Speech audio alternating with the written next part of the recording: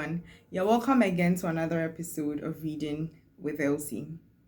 Today we continue the piece by Dr. Michael Osei Agyapong, An Intact Spirit, which started last Tuesday. At the end of today's reading, I'm going to be sharing a very exciting news with you, which I am excited about, and I'm sure you'll be excited about too. So let's move right into the story and finish up An Intact Spirit. Here it goes. But Grandma didn't enjoy it. Hours after the encounter, she would be heard sucking her teeth and engaging everything non-human for a hearing, as if she considered every human a conspirator in a secret plot against her. Emma's dragon state could do that to people. It could bring out the weaker side of everyone, even Grandma. She says I'll spoil her marriage, like I spoilt mine, she said to the dog. Nonsense.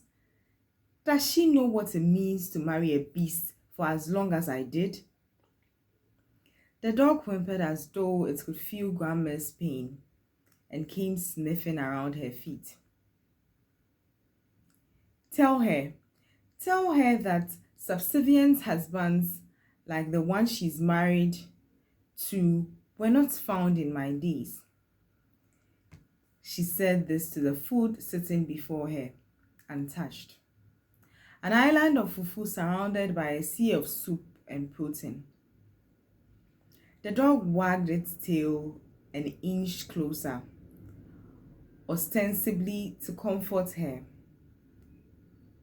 In my days, husbands will demand what they want and you will give it to them. What is dawa that you can't give it to your husband? This time, it was to me she spoke. I guess I was still so still that I might have resembled a statue and deserved to be engaged. I hastily swallowed the ball of fufu that I had in my hand so she wouldn't expect a reply from me. The mouth either eats or talks. It can't do both at the same time. Grandma herself had taught me that when I was a toddler, but she had forgotten her own lessons. If you can't spice up soup, how can you spice up your marriage? Her eyes were trained on me, as though expecting an answer. I nodded in reply. However, she chose to interrupt it. The dog gently nudged at Grandma's foot with its wet nostril, and she responded with a kick. Disappointed, it ran off, its tail between its legs. Grandma started sobbing. I did not know what to do, so I got up with my bowl of unfinished food and left for the living room. Emma was relaxed on the sofa, whistling a tune to herself. She looked too peaceful for the amount of sadness that she had brought to Grandma. Emma, why did you speak to Grandma that way today? Sit down, my son, she said. She sounded contrite. It wouldn't have taken anything from you to have gone with her suggestion. Why didn't you? I wanted Grandma to know that she didn't have to live in fear of a foolish man forever. I don't understand. Because you were born today, you don't know yesterday's stories. I didn't say anything. I just sat down on one of the armchairs and waited. I was not my mother's firstborn. I was her third. But all my elder siblings are dead. Really? You've never mentioned this. They died because my mother needed permission from my father for everything, even to send her children to the hospital when they were ill. And he didn't believe in hospitals. My mother's words grew flesh in my mind. I saw Grandma as a young, frail woman cowering before a muscled man. His hand sprouted a whip and he lifted it to strike. She was pressed against the wall of the hut.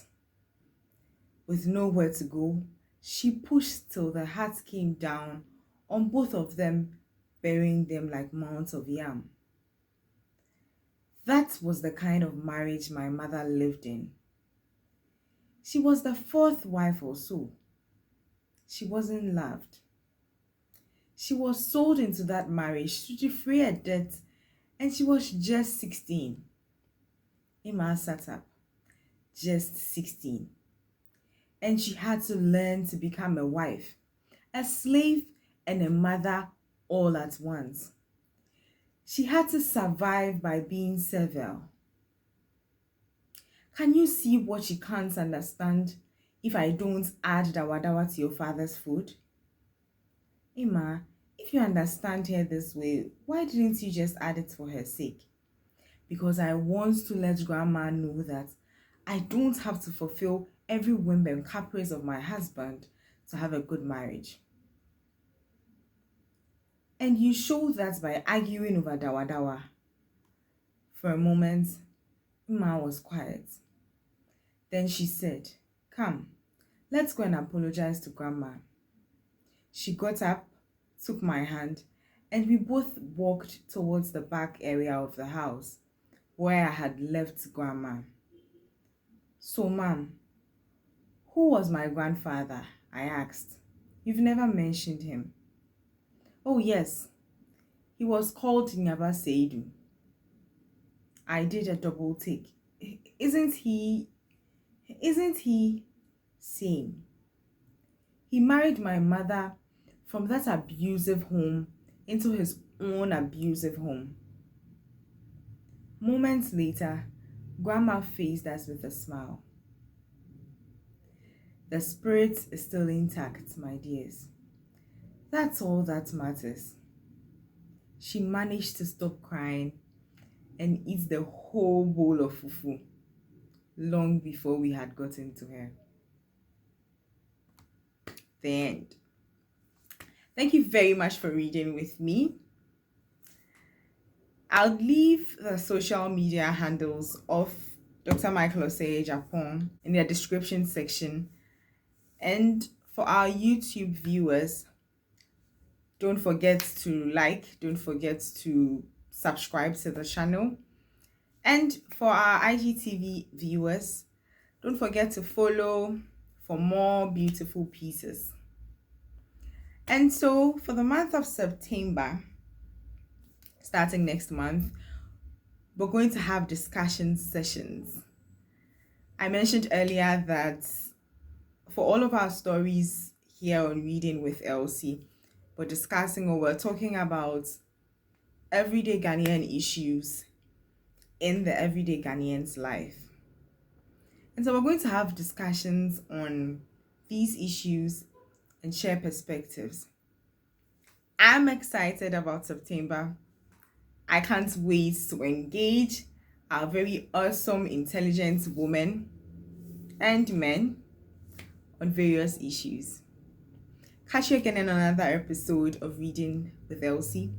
Don't forget to like, don't forget to follow, don't forget to share across to friends, and don't forget to subscribe if you're watching from our YouTube channel. My name is Elsie.